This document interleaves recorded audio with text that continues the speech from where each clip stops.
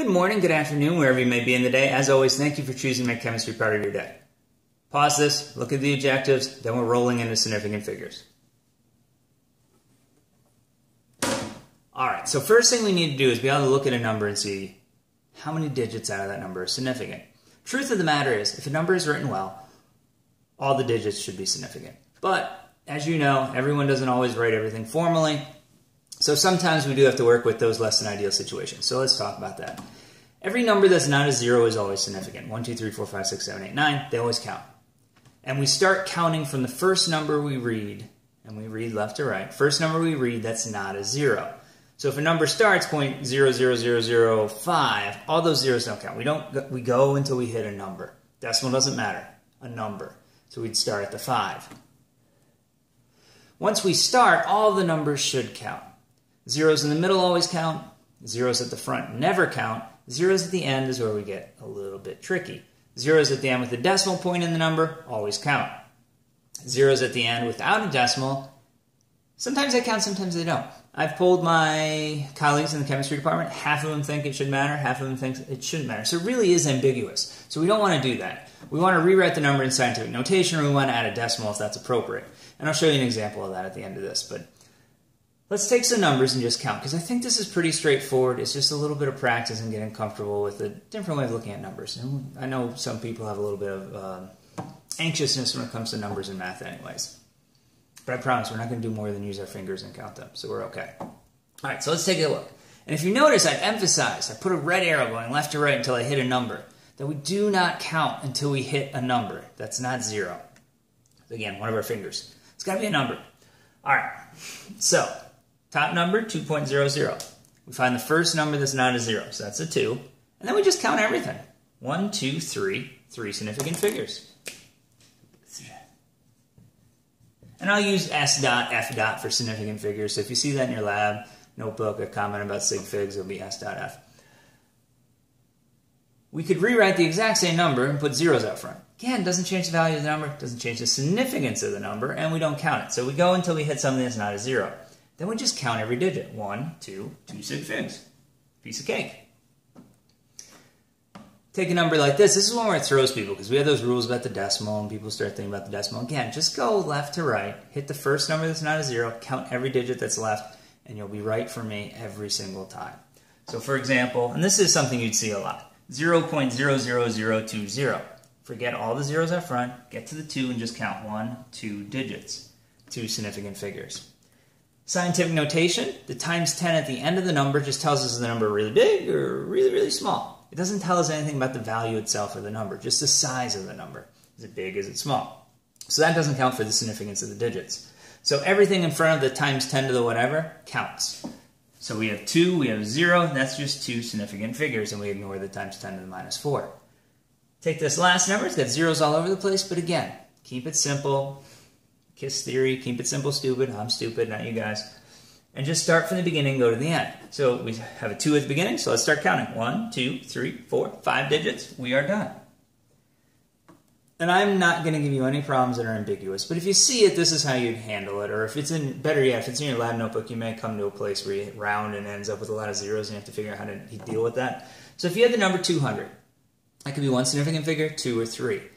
To designate that, you need to rewrite it in scientific notation. If it's one significant figure, you'd write 2 times 10 to the second. If there's 2 significant figures, you can write 2 times 10 to the 2.0 times 10 to the second, like I have here at the bottom.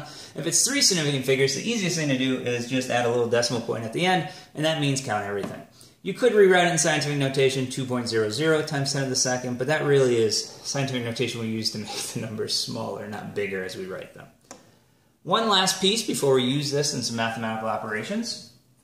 Exact numbers. What do I mean by exact number? 4 people live in my house.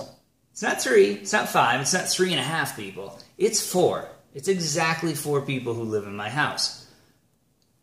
There's no wiggle room in there. There's no ambiguity. That is 4.0000000, as many zeros as you would like, people. But we just say 4 people, and it's implied that it's an exact number, and it has infinite significant figures, or as many as we need. That number will not influence our answer. If I say I counted 2 coins in my pocket, that's an exact number. I can't have half a coin. It's either there or it's not. So 2 coins is an exact number. Infinite sig figs. The other place where this comes up is a lot of our unit conversions definitions. All of the metric systems, infinite sig figs will not affect your number. So 100 centimeters in 1 meter. That's exactly 100 centimeters. 100.0000000 forever to infinity and beyond, as Buzz would say, to 1 meter. And again, that's exact. 1.0000000 to infinity and beyond. The kind of take-home message on this is if you're doing unit conversions, it should have no effect on your significant figures. If you're doing it correctly, you're just changing the unit. You're not changing the significance of the value itself. So once you start a calculation, it really shouldn't influence the significant figures. It's based off the data you're either given in the word problem or the data you collect in the lab. The math you do with it doesn't influence that. Now, with a little bit of a caveat, because as you multiply and divide and add and subtract, numbers expand and get smaller and things like that. So how do we handle that? That's an excellent question. So let's start with adding and subtracting. The rule is you're going to round to the leftmost digit with error. What do I mean by that? Bear with me for a second, and let me give you a second definition of this. You want to round to the least number of digits after the decimal place. Another way of saying the same thing. So if I take the number 997 and I add it to 4.21 and I hit equal in my calculator, hopefully you don't do it, use your brain without the calculator. But if you use the calculator, it'll spit out 1001.21. This may or may not be the right number of significant figures, and quite frankly, for calculators just spitting out numbers, it's usually wrong. So we have to round this off. We have to think about the number itself. So go way back to when you were learning to add and subtract, and I don't know, 2nd grade, 3rd grade, and they had you line things up in columns. And when I say the leftmost digit with error, remember, we always keep 1 digit with error. Anything more than that is an estimate off an estimate, which is worthless. So we keep 1 digit with error. All numbers we assume have error, except for those perfect ones, like 1 meter equals 100 centimeters. Definitions are different. But any number we assume the last digit has error. General rule of thumb is plus or minus 2 in that last digit, but a little wiggle room in that last number. Be a recurring theme of mine. So now if I look, where's my, and I do the math, carry the error down, just leave it in the same place. Where's my leftmost digit with error? It's right here. That's my leftmost. We round to that. Do look at the next number and see if it's a 5 or higher and you round up, or a 4 or lower and you round down. The book has this even odd thing with the 5s. I'm not going to worry about it. 5 up, 4 down. So if I look at this number, the next number is a 2, so we just lop that off. And the correct answer is 1001 to the correct significant figures. All right, I do want to point out something here. If we look at 997, how many significant figures is that? Just count. 1, 2, 3. 4.21, 1, 2, 3. And our answer, 1, 2, 3, 4. So when you add and subtract, which is what we do less of in chemistry, we do more multiplying and dividing and get very comfortable with that. This wouldn't be allowed, and we'll do that on the next board.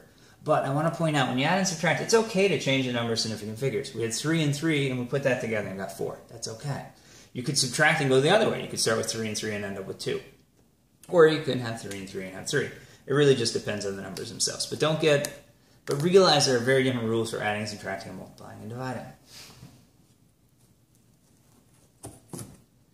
Speaking of multiplying and dividing, the rule here is, and this is much simpler to execute, you're going to round your answer to the least number of significant figures in a starting number. So this is just counting those sig figs again. So zeros don't count. Remember, don't count until you get to a number. So this is 3. This is 3. This is 4. And then remember, scientific notation, the times 10 to the 8 doesn't count, so this is 2. So what's the smallest number there? 3, 3, 4, 2. Very good, it's 2. We want to round our answer off to 2 digits. So again, if we punch this in our calculator is going to give this really long number. 4.29083 times 10 to the minus 7. Round this off to 2 digits, and we are simply 4.3 times 10 to the minus 7. Notice I rounded up because that's a 9. So again, it's just counting. You can do it all in one glump. If you have a whole bunch of steps of multiplying and dividing, do it all at once. Look at the smallest number you start with. That should be the ending. And very quickly, what happens if we have both adding, subtracting, multiplying, and dividing? The rules are different, so we have to do the math in pieces. we have to do the multiplying and dividing, apply those rules, do the adding and subtracting, apply those rules. So, simple example here, 58.16 times the difference between 3.38 and 3.01. We put it in the calculator, this is what we'll get, 21.5192. But is that right? Probably not. So, order of operations says we do the parentheses first. So if I do this, I get 0.37 in the calculator. Once again, is this right? Well, let's take a look. Adding and subtracting, we want the least number of decimals after, or least number of places after the decimal or leftmost. This has 1, 2 after the decimal. This has 1, 2 after the decimal. So our answer should also have 1, 2 after the decimal. And typically when you're adding and subtracting, you collected the data the same way, and the decimals will be the same. So this is correct, 0.37. And if you notice, this had 3 sig figs, this had 3 sig figs, and now we're down to 2 sig figs. And that's fine. So now we're multiplying 2 significant figures times a number with 4 significant figures. What's smaller? 4 or 2. Very good, it's 2. So we round our answer off to 2 significant figures, and then our answer then becomes 22. I hope you now feel more comfortable with significant figures, and I look forward to seeing you.